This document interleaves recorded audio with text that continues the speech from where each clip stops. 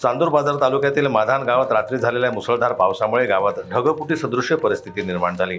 या भीषण पावसामुळे शेतकऱ्यांच्या उभ्या पिकांचं प्रचंड नुकसान झालंय। कपाशी, सोयाबीन, मका यासारखी पिकं पूर्णतः पाण्याखाली गेली, तर तिथेच गावात पाणी शिरल्यानं अनेकांच्या घरातील साहित्याचं नुकसान झालं असून घरांची पडझड देखील झाली आहे। या आपत्तीग्रस्त भागाची पाहणी करण्यासाठी जिल्हा काँग्रेस कमिटीचे अध्यक्ष बबलू देशमुख आणि खासदार बळवंत वानखेडे यांनी माधान गावाला भेट दिली। खासदार बळवंत वानखेडे यांनी नुकसानग्रस्त शेतकरी व नागरिकांशी संवाद साधला। या संदर्भात त्यांनी प्रशासनाला तातडीने पंचनामा करण्याचे आदेश दिले।